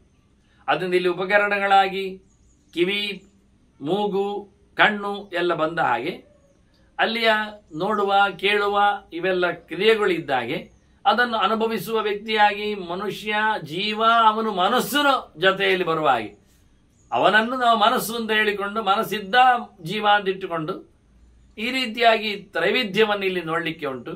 ಇನ್ನೂ ಒಂದು ಪ್ರಕಾರದಲ್ಲಿ ಇದಕ್ಕೆ ತ್ರಿಗುಣಗಳ ಸಂಬಂಧ ಇರ್ತದೆ. ಈ ಜೀವನಿಗೆ ಸಾತ್ವಿಕನಾಗಿ, ರಾಜಸನಾಗಿ, ತಾಮಸನಾಗಿ ಕ್ರಿಯೆಗಳನ್ನು ನಡೆಸ್ತಾನೆ. ಅದರಲ್ಲಿ ಮತ್ತೆ ಅವನಿಗೆ ತ್ರಿವಿಧ ವೇದನಾ ಯೇಷು ಪ್ರಸ್ತುತಾ ಸರ್ವ ಸಾಧನಾ ಎಲ್ಲವನ್ನು ನಡೆಸುವಂತಹ 3 ಪ್ರಕಾರದ ನೋವುಗಳು, ಸಂಕಟಗಳು, ಆಧ್ಯಾತ್ಮಿಕ, ಆದಿಭೌತಿಕ, ಆದಿದೈವಿಕ ಅಂತ ಹೇಳಿಕೊಳ್ಳುವಂತೆ. ಆದಿ ಭೌತಿಕವಾದದ್ದು ಅಂದರೆ ದೇಹಕ್ಕೆ ಸಂಬಂಧಪಟ್ಟಂತೆ, ಭೌತವಾದ ದೇಹಕ್ಕೆ ಸಂಬಂಧಪಟ್ಟಂತೆ ಹಸಿವು ಬಾಯಾರಿಕೆ, ಅದು 2 ಒಂದು ಜೋಡಿ. ಇನ್ನು ಆಧ್ಯಾತ್ಮಿಕ ಅಂದುಕೊಂಡು ಆತ್ಮ ಅಂದರೆ ಮನಸ್ಸು ಅಂತ ಮಾಡಿಕೊಂಡು ಮನಸ್ಸಿಗೆ ಸಂಬಂಧಪಟ್ಟಂತೆ ಶೋಕ ಮೋಹ, ಏನೋ ದುಃಖ, ಏನೋ ಗೊತ್ತಿಲ್ಲ, ಅಜ್ಞಾನ, ಯಾವುದೋ ವಿಷಯದಲ್ಲಿ ಆತ ಸಂಕಟ ಪಡ್ತಾನೆ ಮಾನಸಿಕವಾಗಿ. ಅದರೊಟ್ಟಿಗೆ ಆದಿದೈವಿಕವಾಗಿ ಅಂದಾಗ ಅವನಿಗೆ ಒಂದು ದೃಷ್ಟಿಯಿಂದ ಬರತಕ್ಕಂತಹ ರೋಗ, ವ್ಯಾಧಿ ಅಥವಾ ಜರೆ, ರೋಗ ವ್ಯಾಧಿ ಅಂತ ಅರ್ಥ. ಮತ್ತೊಂದು ಜರೆ, ಮುದಿತನ. ಇವೆಲ್ಲ ದೇಹದಲ್ಲಿ ಇರತಕ್ಕಂಥ ಅಂತರ್ಯಾಮಿಗಳು, ತತ್ವಾಭಿಮಾನಿಗಳು ತಮ್ಮ ತನವನ್ನು ಕಮ್ಮಿ ಮಾಡಿಕೊಳ್ಳತಕ್ಕ ರೀತಿಯಲ್ಲಿ ಇವೆಲ್ಲ ಕಡೆಯಲ್ಲಿ ಉಂಟು. ಈ ಗುಣದಿಂದ ನಾವು ಹೇಳಿಕೊಳ್ಳುವುದಾದರೆ ಸತ್ವಗುಣದಲ್ಲಿ ಅವನಿಗೆ ಖುಷಿ ಆಗ್ತದೆ, ಖುಷಿ ಆಗ್ತದೆ, ಖುಷಿ ಆಗ್ತದೆ. ಎಲ್ಲ ಅಂದ್ರೆ ಪ್ರಹರ್ಷ, ಪ್ರೀತಿ, ಆನಂದ ಇವೆಲ್ಲ ಬೇರೆ ಬೇರೆ ಶಬ್ದಗಳು, ಬೇರೆ ಬೇರೆ ರೀತಿಯಲ್ಲಿ ಆಗುವಂಥದ್ದು, ಬೇರೆ ಬೇರೆ ಪ್ರಕಾರಗಳಲ್ಲಿ ಬರುವಂಥದ್ದು. ಊಟ ಮಾಡಿದಾಗ ಖುಷಿ ಆಗ್ತದೆ, ಯಾರಾದ್ರೂ ಬಂಧುಗಳ ದರ್ಶನ ಆದಾಗ ಖುಷಿ ಆಗ್ತದೆ. ಇಲ್ಲ ಇವತ್ತು ಓದ್ಲಿಕ್ಕಿಲ್ಲ, ಶಾಲೆಗಿಲ್ಲ, ರಜೆ ಅಂತ ಹೇಳಿದ್ರೆ ಇನ್ನೊಂದು ಬಗೆ, ಅಂದ್ರೆ ಓದುವುದು ಖುಷಿಯೇ, ಓದ್ಲಿಕ್ಕಿಲ್ಲ ಹೇಳಿದ್ರು ಖುಷಿಯೇ. ಹಾಗಾಗಿ ಪ್ರಹರ್ಷ, ಪ್ರೀತಿ, ಆನಂದ, ಸುಖಂ, ಸಂಶಾಂತ ಚಿತ್ತದ ಅಂದ್ರೆ ಇಲ್ಲಿ ದೈಹಿಕವಾಗಿ ಮತ್ತೆ ಮಾನಸವಾಗಿ ಎರಡನ್ನು ಇಟ್ಕೊಳ್ಳಿಕ್ಕೆ ಉಂಟು. ಕಾಯೇ ಮನಸ್ಸಿಚ ಅಂತಾರೆ. ಹಾಗೆ ದೈಹಿಕವಾಗಿಯೂ ಅವನಿಗೆ ಒಳ್ಳೆಯ ಸ್ಪರ್ಶ ಬಂದಾಗ, ಗಾಳಿ ಬಂದಾಗ ಆರಾಮ ಅನಿಸ್ತದೆ. ಹಾಗೆ ಒಳ್ಳೆಯ ರೂಪ ಕಂಡಾಗ ಖುಷಿ ಅನಿಸ್ತದೆ. ಹೀಗೆ ಹೊರಗಿನಿಂದಲೂ ಒಳಗಿನಿಂದಲೂ ಆಗತಕ್ಕಂತಹ ವ್ಯವಸ್ಥೆ. ಅದು ಯಾಕೆ ಹೇಳಿದ್ರೆ ಕುದಶ್ಚಿದ್ವ ಚಿಂತಿತ ಸಾತ್ವಿಕ ಗುಣ. ಅದು ಯಾವ ಪ್ರಕಾರದಲ್ಲಿ ಬರಲಿ, ತನ್ನಾಗೆ ಬರಲಿ, ಪಟ್ಟು ಬರಲಿ, ಏನಿದ್ದರೂ ಸಹ ತನ್ನಷ್ಟೇ ಪ್ರಕೃತಿಯಲ್ಲಿ ಗಾಳಿ ಬೀಸಿತು, ಖುಷಿ ಆಯಿತು, ಆಗುವುದು. ತಾನಾಗಿ ಒಳ್ಳೆ ರುಚಿಯಾದ ಅಡುಗೆ ಮಾಡಿ ಊಟ ಮಾಡಿದ, ಖುಷಿ ಆಯಿತು, ಆದೀತು. ಅದರಿಂದ ಕಾರಣ ಇಲ್ಲಿ, ಕಾರಣ ಇಲ್ಲದಿರಲಿ, ಒಂದೊಮ್ಮೆ ಖುಷಿಯಲ್ಲಿದ್ದಾನೆ, ಮನಸ್ಸು ಪ್ರಶಾಂತವಾಗಿದೆ ಅಂದರೆ ಅದು ಸಾತ್ವಿಕ ಗುಣ ಅಂತ ಅರ್ಥ. ಅದು ಕೆಲವೊಮ್ಮೆ ಹೊತ್ತಿಗೆ ಇರ್ತದೆ, ಕೆಲವೊಮ್ಮೆ ಸುಮಾರು ಸಮಯದವರೆಗೆ ಬರ್ತದೆ, ಕೆಲವೊಮ್ಮೆ ಬದುಕಿನುದ್ದಕ್ಕೆ ಇರ್ತದೆ, ಕೆಲವೊಮ್ಮೆ ಕಾಣದೇ ಇರುವುದು ಇರ್ತದೆ. ಅಂಥವನು ಸಾತ್ವಿಕನಲ್ಲ, ಅವನಲ್ಲಿ ಸಾತ್ವಿಕ ಗುಣ ಇಲ್ಲ ಹೇಳಲಿಕ್ಕೂ ಬರ್ತದೆ. ಹೀಗೆ ರಾಜಸವಾಗಿ ಬರುವಾಗಲೂ ಇದೇ ರೀತಿಯಾಗಿರುವಂಥದ್ದು. ಅದೃಷ್ಟಿ, ಸಾಕು ಅಂತ ಕಾಣುವುದೇ ಇಲ್ಲ, ಇನ್ನು ಬೇಕು ಅಂತ ಕಾಣುವಂಥದ್ದು, ತೃಪ್ತಿ ಇಲ್ಲ, ಪರಿತಾಪಶ್ಚ, ಸಂಕಟ ಮನಸ್ಸಿನಲ್ಲಿಯೂ ದೇಹದಲ್ಲಿಯೂ, ಏನೋ ಕಜ್ಜಿ ಕಾಯಿಲೆ, ಮತ್ತೊಂದು ಇನ್ನೊಂದು ಲೆಕ್ಕದಲ್ಲಿ ಶೋಕ, ದುಃಖ ಯಾವತ್ತೂ ಇದ್ದದನ್ನು ಎಳೆದು ತಂದು ಅಳುವಂಥದ್ದು, ಅಯ್ಯೋ ಇಲ್ಲ ಹೇಳಿಕೊಂಡು ಕೊರಗುವಂಥದ್ದು, ಲೋಭ, ಪಿಟ್ಟಾಸಿತನ, ಯಾರಿಗೇನು ಕೊಡುವುದಿಲ್ಲ, ಕೊಡ್ಲಿಕ್ಕೆ ಇಷ್ಟಪಡುವುದಿಲ್ಲ, ತಥಾ ಅಕ್ಷಮ, ಯಾರ ಮೇಲೆಯೂ ಸಹನೆ ಯಾವುದರಲ್ಲಿ ಇಲ್ಲ, ಯಾರನ್ನು ಕ್ಷಮಿಸುವುದಿಲ್ಲ, ಅಂತಹ ಒಂದು ವಿಚಿತ್ರವಾದ ಕಡುತನ ಅವನಲ್ಲಿ. ಇಂಥದ್ದೆಲ್ಲ ಲಿಂಗಾನಿ ರಜತಸ್ಥಾನಿ ದೃಶ್ಯಂತೆ ಹೇತು ಅಹೇತು ಬಿ, ಕೆಲವೊಮ್ಮೆ ಸುಮ್ಮನೆ ಇದು, ಯಾರು ಕೇಳುವುದಿಲ್ಲ, ನಟ್ಟುವುದಿಲ್ಲ, ಬೇಡುವುದಿಲ್ಲ, ಆದ್ರೂ ಇವನಲ್ಲಿ ಪರಮಲೋಭತನ, ಪಿಟ್ಟಾಸಿತನ. ಹೀಗೆ ಅತೃಪ್ತಿಯಾಗಿ ಹೇಳಿದ್ರೆ, ಅತೃಪ್ತಿಯಾಗಿ ಅಂದರೆ ಅವರಿಗುಂಟಲ್ಲ ಅಂತ ಸಂಕಟ, ಕಾರಣ ಕೆಲವೊಮ್ಮೆ ಇರುವುದಿಲ್ಲ, ಕಾರಣ ಹುಡುಕುವುದು, ಕೆಲವೊಮ್ಮೆ ಬೇಕಾದಷ್ಟು ಇದ್ದರೂ ಸಹ ಇಲ್ಲದಂತ ನಾಟಕ, ಕೊರಗು, ಇವೆಲ್ಲ ವಿಚಿತ್ರವಾದದ್ದು. ಇದು ರಾಜಸವಾದ ಧರ್ಮಗಳು. ಅವಿವೇಕ ತಥಾ ಮೋಹ, ತಪ್ಪುತನ, ವಿವೇಕರಾಹಿತ್ಯ, ಹೀಗೆ ಎಂದು ಯೋಚನೆ ಮಾಡಿಕೊಳ್ಳದೆ ದುಡುಕುವಂಥದ್ದು. ಕೆಲವೊಮ್ಮೆ ಅಜ್ಞಾನವೇ, ಎಂತ ಮಾಡಬೇಕು ಅಂತ ಗೊತ್ತೇ ಇಲ್ಲ. ಪ್ರಮಾದ, ತಪ್ಪೆಸಗುವುದು, ಎಚ್ಚರಗೇಡಿತನ, ಸ್ವಪ್ನ, ತಂದ್ರಿತ, ಮಲಗುವುದು, ಬಿದ್ದುಕೊಳ್ಳುವುದು, ಬಿದ್ದುಕೊಂಡಾಗೆ ಮಾಡೋದು, ಹೊರಗೆ ಒಂದು ಕೂತ್ಕೊಳ್ಳುವುದು, ಎಂತ ಮಾಡೋದಿಲ್ಲ, ಸೋಮಾರಿತನ ಎಲ್ಲ. ಇಂಥದ್ದೆಲ್ಲ ಎಂಥದ್ದು ಗೊತ್ತುಂಟು, ಹೇಳಬೇಕಾಗಿಲ್ಲ, ಇದು ತಾಮಸರ ಗುಣ. ಇದು ಕಾರಣ ಇದ್ದ ಕಾರಣ ಇಲ್ಲ ಅಂತಲ್ಲ, ಇದು ಬೇಕು ಅಂತ ಮಾಡಿಕೊಳ್ಳುವಂಥದ್ದು, ಕಾರಣ ಬೇಡ ಇದಕ್ಕೆ. ಹಾಗಾಗಿ ತಪ್ಪಿಸುವ ಕಾರ್ಯಕ್ರಮ ಇದು, ಮತ್ತೇನಲ್ಲ. ಇಂಥದ್ದೆಲ್ಲ ಸರಿ ಇಲ್ಲದ್ದು ಅಂತಾರೆ. ಈ ಇಂದ್ರಗಳಿಗೆ, ವ್ಯಾಪಾರಗಳಿಗೆ ಸಂಬಂಧಪಟ್ಟಂತೆ ಹಿಂದೆ ಹೇಳಿದ್ದರಲ್ಲಿ ಆಕಾಶವನ್ನು ಸೇರಿಸಿಕೊಂಡಾಗ ಶ್ರೋತ್ರಂ ವ್ಯೋಮ, ವ್ಯೋಮಾಶ್ರಿತ ಆನಂದಭೂತಂ ಶಬ್ದ, ಶ್ರೋತ್ರಂ ಸಮಾಶ್ರಿತ. ಈಗ ಶ್ರೋತ್ರಂ ವ್ಯೋಮಾಶ್ರಿತ, ಕಿವಿಯಲ್ಲಿ ಉಂಟು ಕೇಳಿದರೆ, ಕಿವಿಯಲ್ಲಿ ಆಕಾಶ ಉಂಟು, ಕಿವಿಯಲ್ಲಿ ಜಾಗ ಉಂಟು. ಜಾಗ ಇದ್ದದ್ರಿಂದ ಏನಾಯಿತು, ಭೌತವಾದ ಶಬ್ದ ಕೇಳಲಿಕ್ಕೆ ಶುರುವಾಯಿತು, ಶಬ್ದ ಕೇಳ್ತದೆ. ಆದ್ರೆ ಏನಾಯ್ತು, ಈಗ ಕಿವಿ ಬೇಕು, ಆಕಾಶ ಬೇಕು, ಅದರೊಟ್ಟಿಗೆ ಶಬ್ದವೂ ಬೇಕು. ಶಬ್ದ ಇಲ್ಲದಿದ್ದರೆ, ಜಾಗ ಆಕಾಶ ಇಲ್ಲದಿದ್ದರೆ ಶಬ್ದ ಬರೋದಿಲ್ಲ, ಕೇಳುವುದಿಲ್ಲ. ಅದನ್ನು ಹೊತ್ತು ತರಲಿಕ್ಕೆ ಆಕಾಶದಲ್ಲಿ ನಿಂತೇ ಇರತಕ್ಕಂಥ ಗಾಳಿ ಇದ್ದಿರ್ತದೆ ಅದಕ್ಕೆ ಸಂಬಂಧಪಟ್ಟಂತೆ. ಮತ್ತೆ ಹಿಂದೆ ಹೇಳಿದಾಗೆ ಕೇಳಲಿಕ್ಕೆ ಬೇಕಾಗಿದ್ದರೆ, ಕೇಳಿತು ಅಂತ ಹೇಳಿಕೊಳ್ಬೇಕಾದ್ರೆ ಮನಸ್ಸಲ್ಲಿ ಇರಬೇಕಾಗ್ತದೆ. ಇವೆಲ್ಲ ಒಂದು ಮೂಟೆ ಇದ್ದಾಗ ಇಲ್ಲೇನಾಗ್ತದೆ ಅಂದರೆ, ನೋಭಯಂ ಶಬ್ದ ವಿಜ್ಞಾನೆ, ವಿಜ್ಞಾನಸ್ಯ ಚ ಇತರಸ್ಯ ಚ ಅಂತಾರೆ. ಶಬ್ದ ಇಲ್ಲದೆ ಇದ್ರೆ, ಕಿವಿ ಇಲ್ಲದೆ ಇದ್ರೆ ಅರಿವು ಬರ್ತದ? ಬರುವುದಿಲ್ಲ. ಕಿವಿ ಇದೆ, ಶಬ್ದ ಇಲ್ಲ, ಅರಿವು ಬರ್ತದ? ಬರುವುದಿಲ್ಲ. ಕಿವಿ ಇದ್ರೆ ಏನಾಯ್ತು, ಶಬ್ದವೇ ಆಗದಿದೆ, ನನಗೆ ಕೇಳ್ತಾ ಉಂಟು, ಎಂತ ಕೇಳ್ತಾ ಉಂಟು, ಶಬ್ದ ಮಾಡಿದ್ರಲ್ಲಿ ಕೇಳುದು. ಆದ್ರಿಂದ ಮತ್ತೆ ಇದರಲ್ಲಿ ಏನಾಗಿದೆ ಅಂದ್ರೆ, ಸಹಜವಾಗಿ ತಿಳಿಯುವುದು ಹೌದು, ತಪ್ಪಾಗಿ ತಿಳಿಯುವುದು ಉಂಟಿಲ್ಲ. ಇದು ಗಮ್ಮತ್ತು ಅಂದ್ರೆ ಆಯ್ತು. ತಿಳಿಬೇಕಾದರೆ ಶಬ್ದವೇ, ಶ್ರೋತ್ರವೇ ಕಾರಣ ಮಾತ್ರ ಅಲ್ಲ, ಮನಸ್ಸು ಸೇರಿರ್ತದೆ ವಾಸ್ತವವಾಗಿ. ಮತ್ತೆ ಕೇಳುವಾಗ, ಕೇಳಿಕೊಂಡಾಗ ತಪ್ಪು ಅರ್ಥ ಆಗ್ತದೆ, ಸರಿಯೂ ಅರ್ಥ ಆಗ್ತದೆ. ಇದೆಲ್ಲ ನಮ್ಮ ಇಂದ್ರಿಯಗಳ ಒಂದು ದೃಷ್ಟಿಯಿಂದ, ಇಂದ್ರಿಯದಿಂದ ಮನಸ್ಸಿನಲ್ಲಿ ಸಂಪಾದನೆ ಆಗುವಾಗ ಆಗತಕ್ಕಂತಹ ಭಾವನೆಗಳ ತಾಕಲಾಟದಲ್ಲಿ ಅಥವಾ ಪೂರ್ವಾನುಭೂತ ಸಂಸ್ಕಾರ ವಿಶೇಷಗಳಲ್ಲಿ, ಎಚ್ಚರದ ಚಿಂತನೆಯಲ್ಲಿ ಮತ್ತು ಸಹಜವಾದ ಸ್ಟಡಿ, ಇದರಿಂದಾಗಿ ವ್ಯತ್ಯಾಸ ಆಗ್ತದೆ. ಇದೆಲ್ಲ ಇಂದ್ರಿಯಗಳಲ್ಲಿ ಹೀಗೆ. ರೂಪದರ್ಶನ ಆಗಲಿಕ್ಕೆ ಬೆಳಕು ಬೇಕಾಗಿರ್ತದೆ ಹೊರಗಿನಿಂದ, ಕಾಣಲಿಕ್ಕೆ ಕಣ್ಣು ಬೇಕಿರ್ತದೆ, ಮನಸ್ಸು ಕೂಡಿರ್ತದೆ. ರೂಪವೇ ಇಲ್ಲದಿದ್ದರೆ ಕಣ್ಣಿದ್ದು ಮಾಡುವುದೇನು, ಮನಸ್ಸಿದ್ದಾಗುವುದೇನು? ಅದು ಸತ್ಯವೇ. ಹಾಗಾಗಿ ಇದರಲ್ಲಿ ಮತ್ತೆ ಪುನಃ ಯಥಾ ಪ್ರಕಾರ ಕೆಟ್ಟದು ಕಾಣ್ತದೆ, ಒಳ್ಳೆಯದು ಕಾಣ್ತದೆ. ಮೂಗಿಗೂ ಹಾಗೆ ಕೆಟ್ಟದು ವಾಸನೆ ಬರ್ತದೆ, ಒಳ್ಳೆಯದು ಆಗ್ತದೆ, ಬೇಡ ಹೇಳಲಿಕ್ಕೆ ಆಗುವುದಿಲ್ಲ. ರಸನೇಂದ್ರಿಯಕ್ಕೂ ಹಾಗೆ ಎರಡರ ಅನುಭವ ಬರ್ತದೆ.